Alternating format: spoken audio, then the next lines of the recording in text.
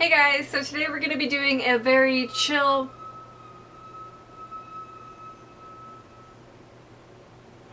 My window's open. We're going to do a chill video. Sorry the window's open, but it's hot. Okay, so I asked you guys about 3 weeks ago to ask me some questions on Instagram for Q&A. We're finally doing that because I'm sure you guys are tired of me talking about how I was sick and everything like that, and that's why today's kind of chill with the window open so I can breathe, and we're just gonna hang out basically a little bit because I don't feel well and I just want to hang out with you guys. So that's why I decided to do the Q&A today, and I asked you 3 weeks ago, so I think it's time that I answer your questions. Let me just do this for a second so I can get all the way up to the top of the comments. So there's no way I'm going to get through all of them, but I thought I would just tackle some of the questions. And yeah, so let's get started. What is at the very top of your bucket list? P.S. I love you and you are very inspiring to me. Oh, thank you. I love you too. And the top of my bucket list is to drive up the California coast. Actually, I should say the West Coast.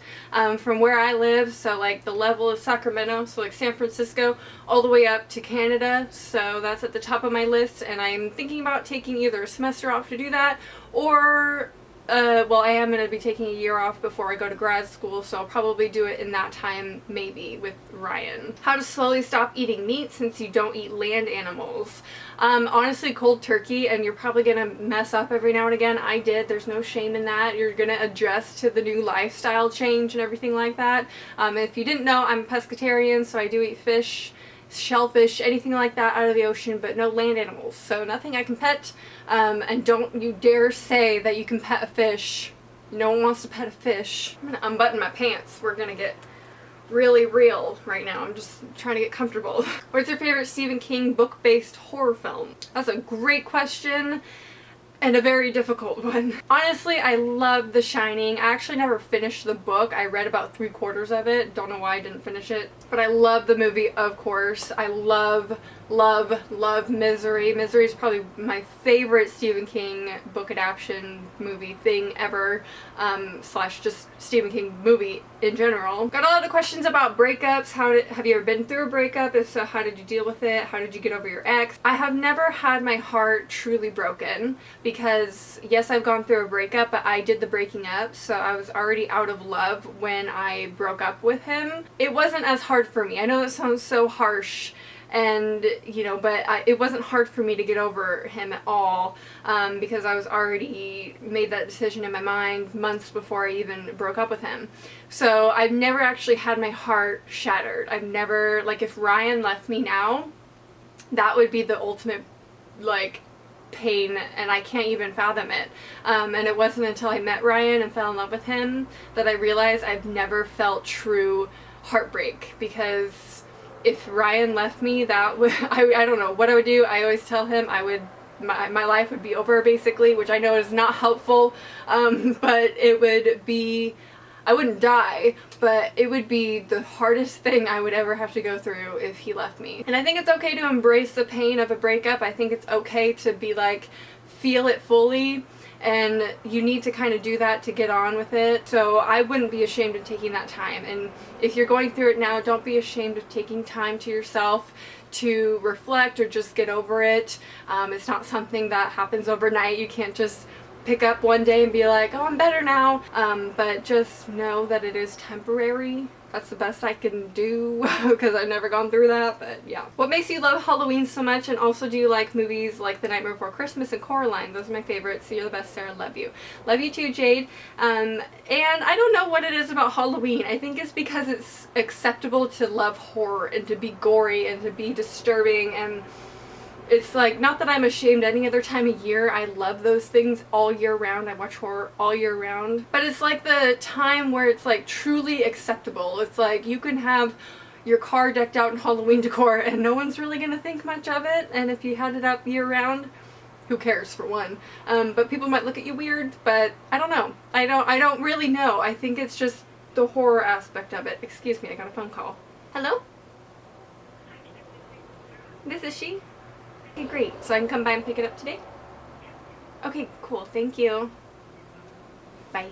Sorry, I had a phone call for a doctor's note for my school because one of my teachers needs to clear my lack of attendance because I missed so much school. Anyway, okay, and then back to your question about Coraline, Nightmare Before Christmas, right? Okay. I'm so loopy. I'm so out of it. The vertigo is like getting to me. Anyway, actually, I've only seen Nightmare Before Christmas once. I've only seen Coraline once. They are not my kind of movies. I know that sounds so weird. I'm not a huge fan of Tim Burton movies. They're like, I don't want to say childish, but they don't suit me. I like horror, like gore, Saw movies, like Friday the 13th kind of things, and I think they're kind of cheesy. They're good, but they're not my kind of movies, and I'm sorry if I just broke a lot of your guys' hearts, but they're not my favorites. I'm sorry. What did you dream about last night? I actually had a dream that Sarah and I went to a restaurant, and it was at like 9 in the morning, and we were gonna meet Marilyn Manson there. She made it out to be like it was free, and I was like super excited, but we weren't gonna meet up with him until 4 p.m. So I was like trying to kill time. I was telling the waitress about Marilyn Manson, how much I love him, and then Sarah showed up and she was like, yeah, it's only gonna be like 200, and I'm like, no, that's dumb. And I went on this huge rant. I'm like, why is he charging money to meet his fans? Like, he should want to just meet his fans and take pictures with us. And it was like we were doing him a favor to like meet him, and it was weird. What are bands, musicians that you can't stand? I love this question. 100% Beastie Boys. I don't understand Beastie Boys, and I hate rap. I hate rap, so anything rap. Drake, oh my god, I cannot stand Drake. I'm so sorry, Tasha. I know you're like his #1 fan, but I can't do it. That's the #1 thing that my friends and I do not have in common. All my friends listen to rap and I do not. And Beastie Boys, what the hell is that? I hate the song Somebody by Kings of Leon. I hate anything by Coldplay. Those are things that I hate. If you had twin girls, what would their names be? I like that question because most people ask like, oh, what would you name your kids? But if I had twin girls, which is my ideal situation, it would be Samara and Cambria. Samara from The Ring, Cambria from Coheed and Cambria, which is one of my favorite, most influential bands of my life. Do you believe that dream psychology is accurate? Nope, I don't believe in, well, it depends. I don't believe that dreams mean anything. I'm very much in the mindset that like, they're just very random and it's your brain's way of trying to sort things out and just like pulling random shit out of nowhere.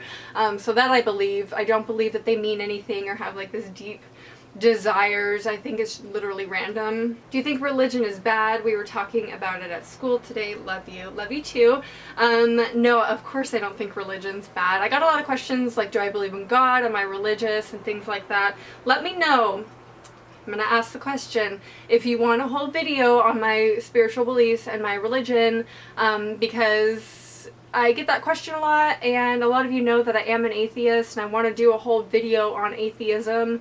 And if you've never seen Jacqueline Glenn here on YouTube, she's kind of the one that inspired me to want to talk about it more, because it's nothing to be ashamed of. She's an atheist. She grew up religious. She has a lot of amazing insight and she's so knowledgeable. I love her. Do you like hamsters or squirrels better? Definitely hamsters, although I love a good squirrel. I actually had a hamster named Felix, but he died. What is your advice for feeling lonely? I actually don't get lonely very often. I think it's because I don't live alone anymore, but when I lived alone, honestly, pets help a lot. If you can't have pets, then I would say make yourself your best friend. I mean, you should do that anyway. You should focus on being your own best friend, and I think being happy with being around yourself is super important. I know that's a very introverted thing to do, but I think even extroverts can benefit from being their own best friend and being their like support system in themselves. It's easier for introverts to do that, so for me, I don't really get lonely. I love being alone. I love being by myself. What's your thoughts on bisexuality and fluidity? Also, are you coming to Australia anytime soon? Girl, I wish I could go to Australia, especially because I've been so obsessed with Wentworth on Netflix, you don't even know. But beyond that, I've always been obsessed with Australia. I've always wanted to go. But on bisexuality and fluidity, I do believe in the Kinsey scale. I do believe in sexuality being a spectrum, and we should focus less on labels and just focus on who we like and who we are as people. And I think that's the most important thing. It's great to identify with whatever you want to identify as, whether it's gay, straight, bi, whatever, but I think we need to focus less on labels. My biggest pet peeve with the whole Caitlyn Jenner thing is how much they obsessed over, well, do you like men or women? Are you gay or straight? Do you consider yourself straight because you're a woman or what? And I was like, just let her be. Just let her be who she wants to be and like who she likes. Why does it matter? Still want to do a whole video on sexuality and fluidity and things like that. Let me know if you want that. Again, very controversial issues. How do you feel about Good Day Sacramento giving that super awkward interview to Kara? Oh my god, I was so embarrassed. I wanted to be like, Kara, not all Sacramento people are like that. They were assholes. Like, I hated watching that interview. I felt so uncomfortable for her, and I really hope she doesn't feel like we're all like that. And of all places, like Sacramento, they were the ones that did it, where I live. And they did it, and I was so embarrassed. Would you rather have sex with a shark or have people think that you did? Definitely have people think that I did, because I don't really care what other people think, and I would not want to actually have sex with a shark. Do you think that ghosts are real?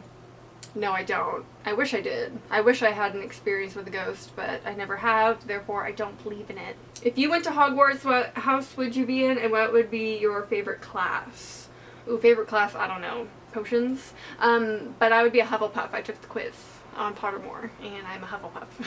I love this question. Does psychology affect you in your daily life? Like when someone talks to you or you have an argument with someone, do you always immediately think about their actions based on what you have learned so far and try to respond to them based on what you've learned?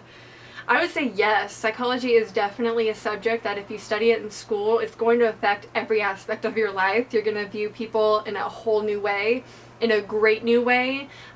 You're going to be so much more understanding as a person. You're going to work on your listening skills, so you're going to be a great argumentative person as far as, like, you know, having a back and forth. You're going to learn that it's okay to be wrong about things, and it's just amazing how much it impacts your daily life. And it's not always a bad thing to be, like, not necessarily, like, thinking about someone in a psychology standpoint, but it really opens your eyes to viewing people in a new way, and it's just amazing. So it does affect you in the positive. It makes you a better listener, and so yeah. If you were to get a new tattoo today, what would it be? I would probably get my archback cat, the Halloween cat, you know, that's like, you know, like that, you know, like that, you know, like that. I get that on a tombstone. I'd probably get it on the back of my arm right here. That's like my #1 tattoo that I want really bad right now, but I probably won't get that just because I pass out and I don't feel like doing that right now. So that is a lot of questions that I had to get through. Probably not all of them will make it into this video. Sorry, it's a very, very long video. I wanted to get through as many as possible. I loved your guys' questions this time around, so thank you so much if you asked one of those questions or any question at all. I always appreciate it. I always read every single question you guys ask me. Sorry about all the background noise, but yeah, I hope you enjoyed this video. If I didn't answer a question you really, really want to answer, go ahead and leave it down below in the comments and I will try and answer it for you. Sorry about that. But I hope you guys enjoyed, and I'll talk to you soon. Bye.